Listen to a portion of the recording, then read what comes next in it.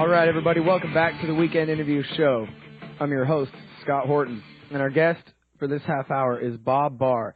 He's a former federal prosecutor and congressman from Georgia, and he now fights for the Bill of Rights freelance as a writer for United Press International, Creative Loafing Atlanta, and his own website, bobbarr.org.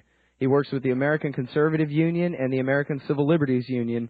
He hosts his own radio show, Bob Barr's Laws of the Universe, and is the author of the book, The Meaning of Is, The Squandered Impeachment and Wasted Legacy of William Jefferson Clinton. Thank you very much for joining us this Saturday afternoon, Mr. Barr. Well, it's great to be with you. You make it makes it sound like I'm real busy with all of that stuff you read off there. Oh, don't tell me you're just retired sitting back in your recliner. I know. I'm just sitting here in a hammock with a mint julep. That's what I do all the time. Yeah, right. That was the impression I got from your secretary, is that you have nothing but free time on your hands there. Yeah, but I tell you, one reason why I'm delighted to be with you all today is because the issues that we're going to be talking about and that you deal with day in and day out are just so important. The issues of our sovereignty, our constitutional rights, our right to privacy in this country are just so important, and we're in such danger of losing them. So every opportunity we can have to talk about them and educate people as to the dangers of losing these freedoms is something that's extremely important for all of us to do. I definitely agree with that, and I sure appreciate your effort on that front. And speaking of which, let's go ahead and cut right to it. The Washington Post and the Toronto Star are reporting that, quote the Post, the Bush administration is supporting a provision in the House leadership's intelligence reform bill that would allow U.S. authorities to deport certain foreigners to countries where they are likely to be tortured. They call this the extraordinary rendition, and it has already happened to a young man in Canada named Maher Arar, who was exported to Syria for torture and held for a year. So my question to you, sir, is does not George W. Bush deserve impeachment and removal from office more than any president since, I don't know, Franklin Roosevelt? Well, I wouldn't go that far, but what is of concern to me is that these provisions are being proposed. That particular provision was proposed over a year ago in a draft, what I dubbed the Son of Patriot Act, that would take the Patriot Act to a whole new level.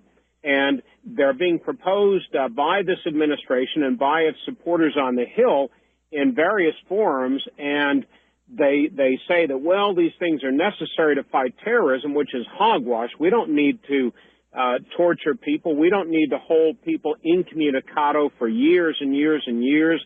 We don't need to deny people the right to go before a judge or have access to an attorney just to fight terrorists. We can do so, and we ought to be proud to fight terrorists within the context and the confines of our Bill of Rights. Yet there are so many of these proposals. Just this one is just the tip of the iceberg. And if we're not careful and fight the administration and its supporters on the Hill on these things, we're going to see these sorts of things be enacted. And I'm particularly worried about that if President Bush gets a second term. Well, just the other day, an Englishman claimed that he was tortured and witnessed murders at Guantanamo. And now basically they're trying to legalize this after the fact. Well, two things that we need to be doing. One, of course, is what we're doing on this radio show right now, and that is to fight these issues publicly, to make sure that people are aware of the dangers, and to do everything we can to rally support among the people of this country and their representatives in opposition to these expansions of federal power. The second thing we have to do is fight them in the courts. We've actually had a couple of very significant court victories in the last year. You mentioned, Scott, Guantanamo. The Supreme Court just a few months ago rendered a very important decision that said the administration cannot hold somebody indefinitely simply by calling them an enemy combatant and deny them even the most rudimentary access to the courts. The Supreme Court says that you can't do that. Fighting terrorism does not give the executive, it said, a blank check to ignore the Constitution. The second decision we had, and this was not a Supreme Court case yet, but just a few days ago, you might have seen a decision out of a district court, federal district court in New York, which held a provision in the Patriot Act unconstitutional. So some of these cases are now finally working their way through the system, and although we've had some bad decisions, we are now starting to see some good decisions. So that's the other forum that we need to be supportive of, to support the organizations such as the ACLU that are bringing these actions against provisions of the Patriot Act, against the enemy combatant provisions, and so forth. Well, now, the ACLU and worry about Bush being reelected. Bob Barr, you haven't turned into some liberal pinko on us, have you? No, but I have retained my stripes, which I'm very proud of as a strict constitutionalist who believes in the right to privacy as the underpinning of our Bill of Rights. And if there are organizations such as the ACLU with which I disagree on a whole range of issues, don't get me wrong, I disagree with them on a lot of what they do, but for several years now, I and other conservatives have joined forces with the ACLU on these particular issues, the issues regarding protecting our Bill of Rights and protecting our right to privacy. And the ACLU, for example, brought this case in New York that held a provision in the Patriot Act that allowed the government to get access without any sort of court supervision to Internet records of individuals, unconstitutional. So, yes, we need to chastise the ACLU when it goes off on these ridiculous cases, such as finding that there's, the kids have a right to access to pornography, for example, or some of their positions on mind-altering drugs, or their issues on religion. But I tell you, they have been a very powerful ally with conservative groups in fighting some of these provisions, such as those that you just mentioned. Well, I would love to have a fight with you sometime about mind-altering drugs, but I'm going to have to put that issue off since we only have a half-hour interview here, and the war on drugs has got to take a back seat to the war on terrorism on this show. Hamdi and Padilla, this is the big deal, right? This is where the Justice Department basically turned these guys over to the Pentagon, and now we find out that they've made a deal. They're going to send Hamdi home. So they've been holding this guy as being so dangerous that they had to put him in a military brig this whole time, and now they're just going to let him go. This is really the ultimate irony, Scott. I'm glad you mentioned that case, because it's one thing if the government really has evidence that an individual is engaged in military action against us or acts of terrorism against us. Now, I still believe that if they're a U.S. citizen or they're arrested in this country and they're here lawfully, that they have a right to access to our court system to fight those charges. But if, in fact, as we're now finding out, these people that the government claimed were enemy combatants, the government claimed were terrorists, and they have held basically incommunicado for 3 years now. Now, once they're forced to put up or shut up, they have no evidence against them, and they're having to release them. This is really a tremendous abuse of the government's power. To hold somebody without evidence against them for 3 years and then say, oh, sorry, the court made us, put up the evidence and we don't have any, so sorry, Charlie, goodbye. Well, they've kind of admitted all along that Padilla's innocent, basically. I mean, Ashcroft gave his big press conference about the dirty bomb plot and whatever, but it was leaked by FBI agents within a couple of weeks of him being turned over to the Navy that this guy didn't have any bomb materials, he didn't have any expertise, he didn't have any money, he didn't have any contacts, that this was all basically an Ashcroft fantasy, and that really the reason they turned him over to the Navy was because they didn't have anything they could convict him of. Exactly. And one has to ask how many more individuals there are that we don't know about, or who simply haven't been able to get their case before the public so the public knows about it. This is very, very frightening for any administration to be able to essentially ignore the Bill of Rights and do whatever they want with whoever they want without that person having any access whatsoever to the court system to at least challenge whether or not their initial detention is lawful or not. Yeah, well, and this is the United States of America, right? This isn't Eastern Europe or Africa or South America somewhere with a fascist dictatorship. This is America with the Constitution and the Bill of Rights. And I'm a little bit worried about the president's close friendship with Vladimir Putin. During the debate the other night, he kept referring to this guy by his first name, like he's some long-lost buddy. Putin is not doesn't have any regard, I don't think, at all for civil liberties either. And this close friendship that we see developing here worries me a little bit.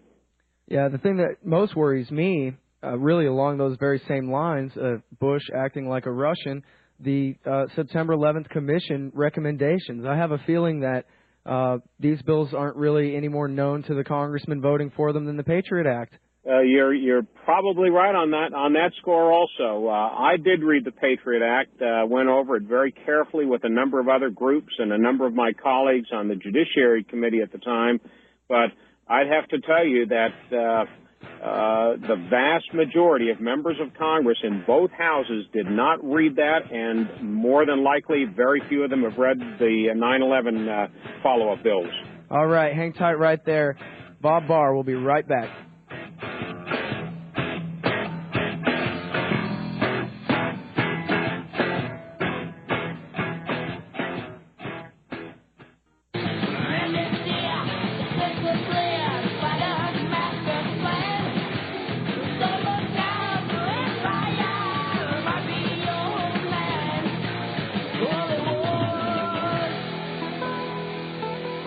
All right, everybody, welcome back to the Weekend Interview Show.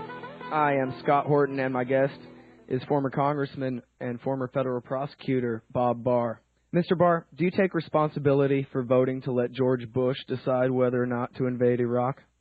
I think that it was a very, very precipitous move. No, I don't take any responsibility for it. I think that there were actually much better ways to handle the problems in Iraq, far short of invading the nation. I think that there certainly were appropriate steps that we could have taken, black operations with the Central Intelligence Agency, using indigenous forces over there, that could have had a much higher rate of success without getting us bogged down in occupying a nation on the other side of the world and spending hundreds of billions of dollars of taxpayer monies from this country that could be used either to go back into the pockets of the taxpayers who earned it, or to have beefed up our security here. There's so much we could be doing at home that we're not doing because we're spending all of this money to make the Iraqis secure, and we're failing at that. In fact, Mr. Anonymous CIA agent Mike Schurer, the author of Imperial Hubris, Why the West is Losing the War on Terror, he says that George W. Bush is the best thing that ever happened to Osama bin Laden. Well, it certainly has created a rallying cry, a recruitment tool.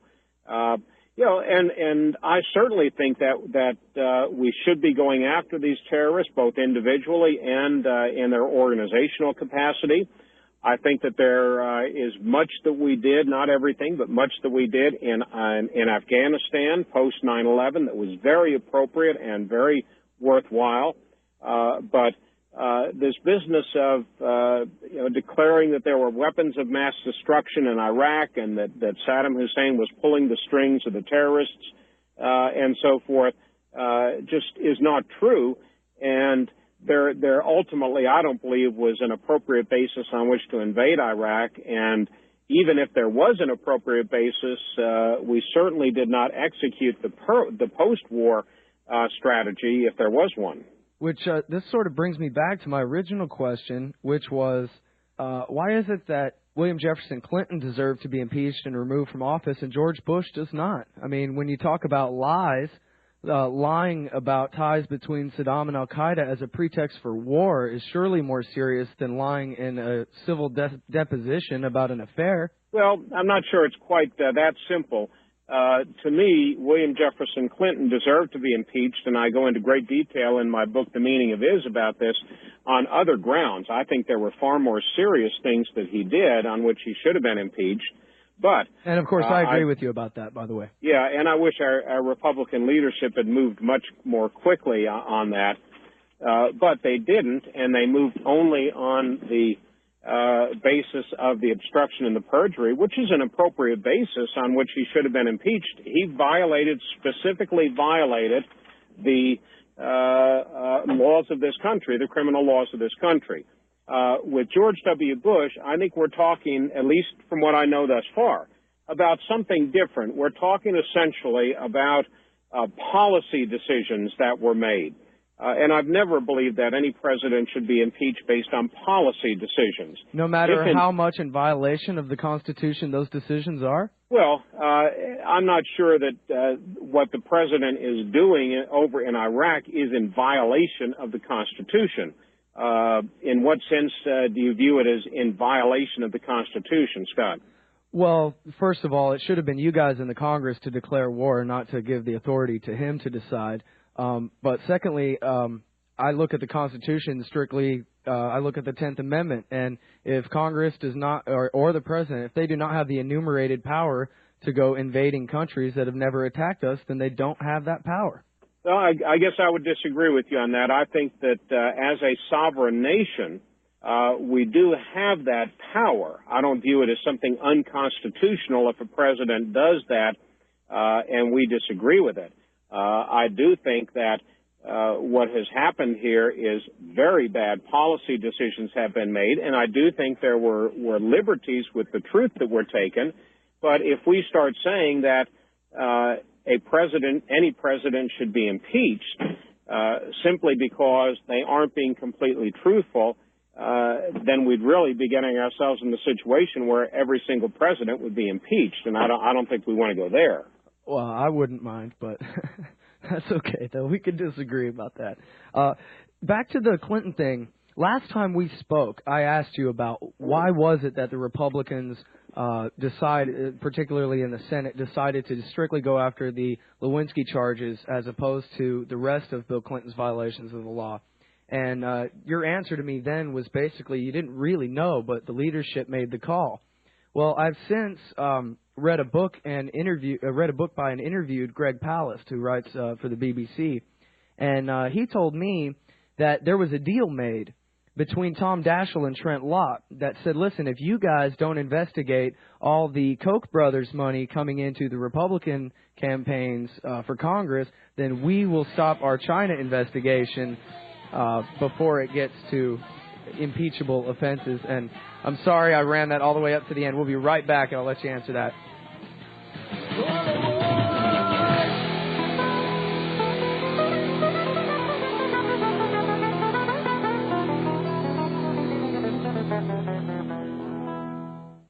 You're listening to the Republic Broadcasting Network, because you can handle the truth.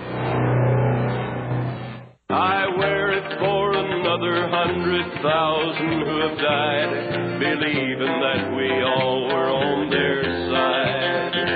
Well, there's things that never will be right. All right, everybody, welcome back to the Weekend Interview Show. I'm your host, Scott Horton, and the guest is Bob Barr.